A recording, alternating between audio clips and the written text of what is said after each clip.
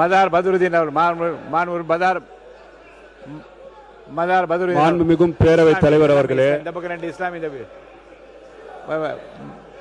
இஸ்லாமிய சொல்லிடுறேன் சார். 2 நிமிஷம் மேகி நூடல்ஸ் தயார் பண்ற மாதிரி சீக்கிரம் 2 நிமிஷத்துல முடிச்சிடுறேன். சொல்லுங்க. No controversy please. இஸ்லாமிய மக்களுக்கு மாண்புமிகும் புரட்சி தலைவி அம்மா அவர்கள் ரமலான் மாதத்துல அந்த அரிசியை மெட்ரிக் டன் 5700 உயர்த்தி தந்தாங்க. நாகூர் தர்காவுக்கு சந்தன கட்ட தந்தாங்க. திமுக சொல்றாங்க நாங்க 3.5 கொடுத்தாங்கன்னு சொல்லி இடஒதுக்கீடு கொடுத்தாங்கன்னு சொல்லி நாங்க தொடர்ச்சியாக எங்களுக்கு 10 விழுக்காடு வேணும்னு கேட்டோம். ஆனா கடந்த ஆட்சியில அவங்க தேர்தல் வாக்குறுதியில எப்ப நான் சொல்றது வந்து பாத்தீங்கன்னா இப்ப இவங்க நடந்த முடிந்த ஆட்சியில உயர்த்தி தரோம்னு சொன்னாங்க. 3.5% கொடுத்தது தமுமுகவா இருக்கும் போது பேராசிரியர் ஜவஹர்லால் அவர்கள் கையும் மதியாரக்கூடிய பொதுச் செயலாளர் எஸ் ஹைதர் அவர் கையில கொடுத்தாங்க, நான் ஒத்துக்கிறேன். அதுக்கப்புறமா இவங்க கொடுத்த வாக்குறுதி இஸ்லாமிய மக்களுக்கு உயர்த்தி தரோம்னு சொன்னாங்களா, கொடுத்தாங்களா இல்லையா? இஸ்லாமிய மக்களுக்கு எல்லாம் கொடுத்தாங்க இதை மட்டும் சொல்றாங்க. தமிழ்நாட்டில் காவல்துறை இருக்கு, பாத்தீங்கன்னா இப்போ எல்லா துறையும் இருக்கு. இஸ்லாமிய மக்கள் களத்தில் நின்று இது பண்றாங்க. தமிழ்நாட்டு மக்களுக்கு ஒன்றிய அரசாங்கத்தினால எந்த ஒரு விஷயம் முடிச்சிடறேன் சார். என்ன பேசவே விடாட்டி எப்படி? நான் ஆதாரத்தோட பேசுறேன் சார், ஆதாரத்தோட பேசுறேன். உறுப்பினர் நீங்க இருங்க, நீங்க உட்காருங்க. இல்ல என்ன சொல்ல வரீங்கன்னு ஒரு வரியில பாருங்க. இஸ்லாமிய மக்களுக்கு பாதுகாப்பு தரேன்னு சொல்லக்கூடிய, இஸ்லாமிய மக்களுக்கு பாதுகாப்பு தரேன்னு சொல்ல உட்காருங்க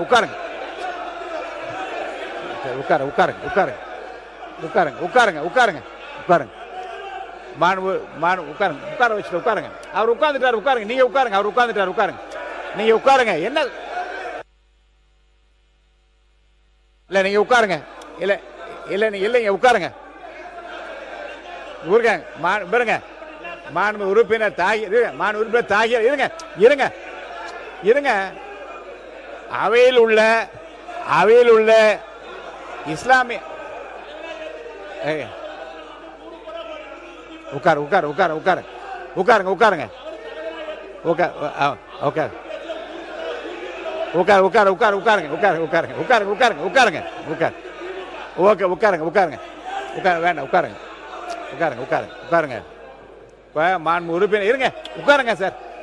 உறுப்பினர் தாகிரா அவர்கள் ஒரு நல்ல பதிவை சொன்னார்கள், நான் அதை வந்து அனுமதித்தேன். உட்காருங்க.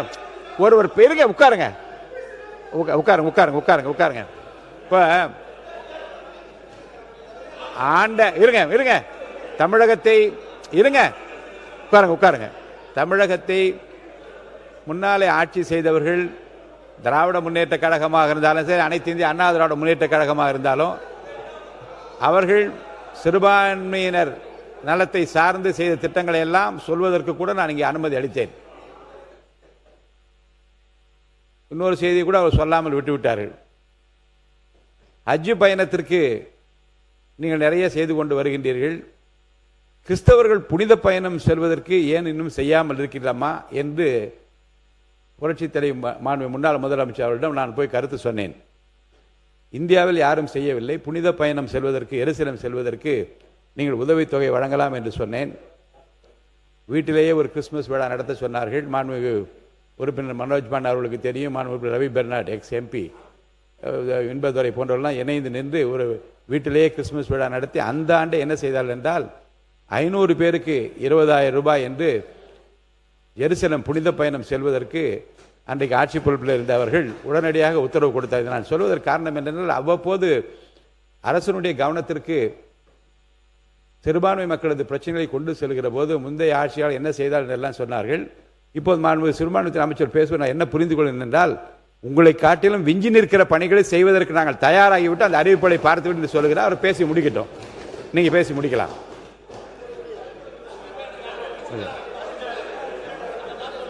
என்னது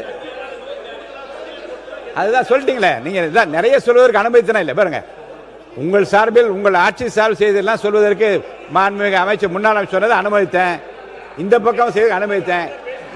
நீங்க இருங்க, நீங்கள் அனைவரும் செய்த திட்டங்களை எல்லாம் தாண்டி மிக சிறப்பான திட்டங்களை எல்லாம் செய்வதற்கு நாங்கள் தயாராகி கொண்டிருக்கிறோம். அதையெல்லாம் அறிவித்து விட்டேன் என்று அமைச்சர் சொல்லிவிட்டார். அதோடு போதுமானது. நீங்க முடிச்சிட்டீங்க இல்லையா? ஒரு பதில் மட்டும் சொல்லி முடிச்சிருங்க. மாண்புமிகு பேரவைத் தலைவர் அவர்களே, ஏற்கனவே இருந்த எந்த ஆட்சியும் குறை சொல்லாமல் கண்ணியமான முறையில் கான்ட்ரவர்சி இல்லாம இதுவரை 20 அறிவிப்புகள் சிறுபான்மை சமுதாயம் முதல் தடவை தான் அதில் பதிவு பண்றேன். ஏன் அவங்க தானே எந்திரிச்சு அட்டெண்டன்ஸ் போடுறாங்கன்னு எனக்கு தெரியல. அது இல்லாம நன்றி கொஸ்டின் பண்ணக்கூடிய தகுதியெல்லாம் இங்க இருக்கக்கூடிய உறுப்பினருக்கு இல்ல. ஃபர்ஸ்ட் வார வாரம் பேசிட்டு இருக்கவர் என்னன்னா இது என்னன்னா, ரெண்டாவது போன வாரம் வரைக்கும் மாத்தி மாத்தி பேசிட்டு இருந்தவருக்கு 5 வருஷம் ஒருத்தர் கூட்டணி மாறவர் என்ன கொஸ்டின் கேட்கிறாரு அவரு? சொல்லுங்க. மக்கள் நல்வாழ்வுத்துறை அது ஃபர்ஸ்ட் அவரு தரும் என்ன நன்றி அவரு. மாண்புமிகு பேரவைத் தலைவர் அவர்களே, மாண்புமிகு நேற்று மாண்புமிகு உறுப்பினர்கள் பேசி முடித்தாகிவிட்டது. அமைச்சர் பதிலளிக்க பிறகு மானிய கோரிக்கை குறித்து வாக்கெடுப்பு. மக்கள் நல்வாழ்வுத்துறை அமைச்சர் உட்காருங்க சார், உட்காருங்க, எடுக்கலாம். அமைச்சர் பாருங்க. மாண்புமிகு பேரவைத் தலைவர் அவர்களே, மாண்புமிகு பேரவைத் தலைவர் அவர்களே, நேற்று 10க்கும் மேற்பட்ட உறுப்பினர்கள் இது குறித்து பேசியாகிவிட்டது. அந்தந்த ஆட்சியில் அவர்கள் என்ன சிறுபான்மையினருக்காக என்னென்ன செய்தார்கள் என்று